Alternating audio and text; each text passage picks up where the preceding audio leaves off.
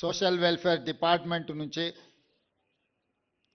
ఎస్ఎస్సిలో, ఐఐటిలో, ఎన్ఐటిలో, నీట్లో, ఐపీఈ, అదేవిధంగా స్పోర్ట్స్లో రాణించిన విద్యార్థులను అభినందించాలని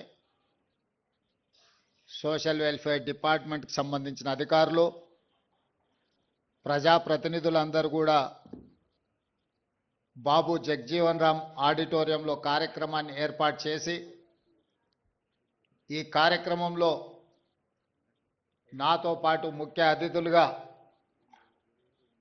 శాసనసభ స్పీకర్ గడ్డం ప్రసాద్ కుమార్ గారిని, ఉప ముఖ్యమంత్రి వర్యులు మిత్రులు బట్టి విక్రమార్క గారిని, శాసనసభ విప్ లక్ష్మణ్ కుమార్ గారిని, అదేవిధంగా శాసన మండలి సభ్యులను, శాసనసభ్యులను, ప్రభుత్వ సలహాదారులను, కార్పొరేషన్ చైర్మన్లను, అదేవిధంగా వివిధ శాఖలకు సంబంధించిన అధికారులను, మరీ ముఖ్యంగా ఈరోజు అభినందించడానికి ఆహ్వానించిన విద్యార్థులు, వాళ్ళ తల్లిదండ్రులందరికీ కూడా మనస్ఫూర్తిగా నేను అభినందనలు తెలియజేస్తున్నా. ఈరోజు తెలంగాణ వైతాళికుడు సురవరం ప్రతాప్ రెడ్డి గారి 129వ వర్ధంతి. ఆనాడు నిజాం సర్కార్కు వ్యతిరేకంగా ప్రజల్లో చైతన్యం తీసుకొచ్చి ప్రజాస్వామిక దేశంగా భారతదేశంలో హైదరాబాదు రాష్ట్రాన్ని విలీనం చేయడంలో వారు అత్యంత క్రియాశీలక పాత్ర పోషించారు. వారి స్ఫూర్తిని కొనసాగించడానికి తెలుగు యూనివర్సిటీకి సురవరం ప్రతాప్ రెడ్డి గారి పేరు పెట్టుకోవడం జరిగింది. అదేవిధంగా నిజాంలు, రజాకర్లను, ఘడీల దొరలను ఎదురించి నిలబడ్డ వీర వనిత చాకలి ఐలమ్మ స్ఫూర్తిగా యూనివర్సిటీకే మహిళా యూనివర్సిటీ కోటిలో మహిళా యూనివర్సిటీకి వీరవనిత చాకలి ఐలమ్మ పేరు పెట్టుకొని ఆ పోరాట స్ఫూర్తిని తాడిత పీడిత వర్గాలకు గొంతుకై పోరాటానికి స్ఫూర్తినిచ్చిన చాకలి ఐలమ్మ పేరు ఈరోజు మహిళా యూనివర్సిటీకి మనం పెట్టుకోవడం జరిగింది. ఇదే కాదు, టెక్స్టైల్ కళాశాలకు సంబంధించి కొత్తగా కేంద్ర ప్రభుత్వ అనుమతి తెచ్చుకోవడమే కాకుండా ఈరోజు దానికి డాక్టర్ కొండా లక్ష్మణ్ బాపూజీ మొదటి తరం తెలంగాణ ఉద్యమంలో తెలంగాణ రాష్ట్ర సాధన కోసం సర్వం త్యాగం చేసిన కొండా లక్ష్మణ్ బాపూజీ గారి పేరును ఈరోజు టెక్స్టైల్ యూనివర్సిటీకి మనం పేరు పెట్టుకోవడం జరిగింది.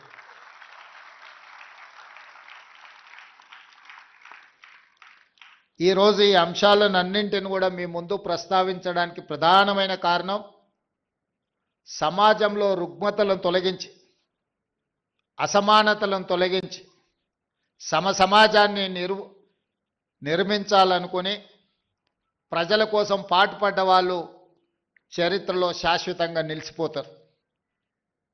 వాళ్ళ స్ఫూర్తితోని ఈ ప్రభుత్వం ఇందిరమ్మ రాజ్యం ఏర్పడ్డది. ఈనాడు ఈ వేదిక మీద మిత్రులు బట్టి విక్రమార్క గారు కావచ్చు, గడ్డం ప్రసాద్ కుమార్ గారు కావచ్చు, లేకపోతే డాక్టర్ కావ్య కావచ్చు, వంశీ కావచ్చు, డాక్టర్ లక్ష్మీకాంతరావు కావచ్చు, డాక్టర్ కవ్వంపల్లి సత్యనారాయణ కావచ్చు, లేకపోతే నాగరాజ్ ఐపీఎస్ కావచ్చు, వీళ్ళందరూ వేదిక మీద ప్రజాప్రతినిధులుగా చట్టసభలకు ప్రాతినిధ్యం వహించడమే కాకుండా వీళ్ళందరికీ కన్వీనర్గా పనిచేస్తున్న డాక్టర్ మల్లు రవి గారు కావచ్చు, వీళ్ళందరి జీవితంలో ఎందుకు రాణించిండ్రు? ఈరోజు చిన్న వయసులోనే వంశీ ఎంపీ కావడము, కావ్య డాక్టర్గా రాణించడమే కాకుండా ఈరోజు పార్లమెంట్ సభ్యురాలుగా ప్రాతినిధ్యం వహిస్తున్నదంటే దీనికి ప్రధానమైన కారణం ఈ దేశానికి స్వతంత్రం ఇప్పించిన కాంగ్రెస్ పార్టీ పండిత్ జవహర్లాల్ నెహ్రూ గారు మొట్టమొదటి ప్రధానమంత్రిగా ఈ దేశ ప్రజలు పరిపాలన చేసుకోవడానికి అవసరమైన రాజ్యాంగాన్ని రచించుకోవడానికి డాక్టర్ బాబాసాహెబ్ అంబేద్కర్ గారి నాయకత్వంలో ఈ రాజ్యాంగాన్ని ఈ దేశానికి అందించడం జరిగింది.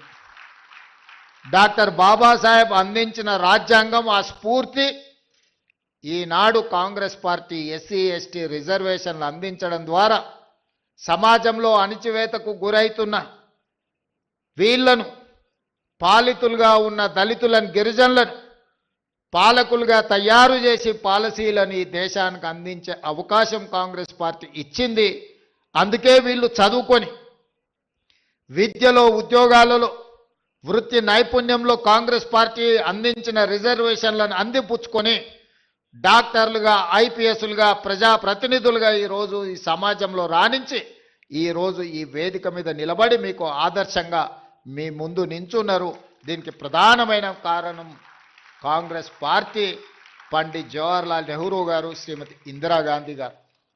మిత్రులారా, ఈరోజు ఈ గౌరవం, ఈ సమాజంలో గుర్తింపు వీళ్ళకు కులం వల్ల రాలేదు, వీళ్ళకు చదువు వల్ల గుర్తింపు వచ్చింది. చదువే ఈరోజు వాళ్ళని గౌరవం తెచ్చిపెట్టింది. ఆ చదువే ఈ వేదిక మీద ఈరోజు కూర్చోబెట్టింది.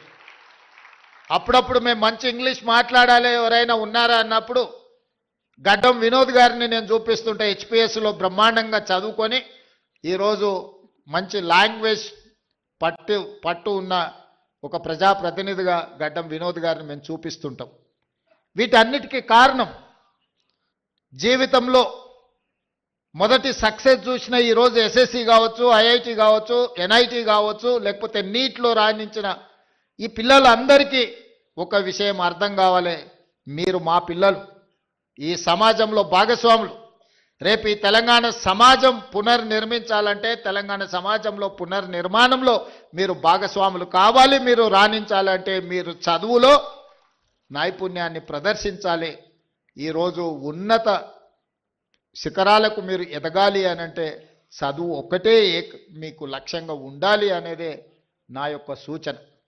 ఈరోజు మిత్రులారా, మీరందరూ ఆలోచన చేయండి. SC ST BC minority EWS వర్గాలుగా ఈరోజు సమాజంలో ఉన్న ఎవరికి వాళ్ళకు వేరే వేరే రెసిడెన్షియల్ స్కూళ్ళు పెట్టడం వల్ల ఒక రకమైన ఆత్మ న్యూనతా భావంలో మనం పెరగవలసిన పరిస్థితి వస్తుంది. ఎందుకు ఈ సమాజం మమ్మల్ని దళితులు కదా అని ఒక పక్కన పెట్టినరా, లేకపోతే గిరిజనులని మమ్మల్ని ఇంకొక పక్కన పెట్టినరా, బలైన వర్గాలని మమ్మల్ని చిన్నచూపు చూస్తున్నారా అని మన మనసులో ఎక్కడో ఒక దగ్గర నిగూఢమైన అభద్రతా భావం ఉంటుంది. వీటిని తొలగించాలి అనంటే మనం అందరం కలిసి చదువుకోవాలి, కలిసి పెరగాలి, కలిసి జీవితాన్ని పంచుకోవాలి. అప్పుడే ఈ ఆత్మన్యూనతా భావం పోతుంది.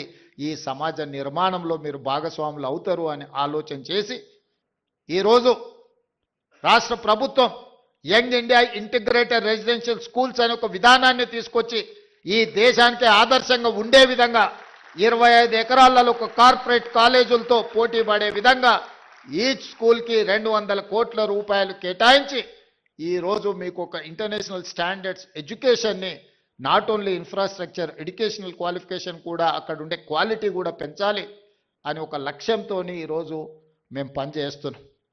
ఈరోజు చాలామంది విమర్శిస్తున్నారు. ఇవాళనే ఒక పత్రికలో చూసిన, ఈ SC ST BC minority EWS పిల్లలకు 200 కోట్ల రూపాయలు పెట్టి 100 అంటే దాదాపుగా 25,000 కోట్ల రూపాయలు ఖర్చు పెట్టి కట్టాల్సిన అవసరం ఉందా అని ఒక పత్రిక రాసింది, ఒక రాజకీయ పార్టీకి సంబంధించిన పత్రిక.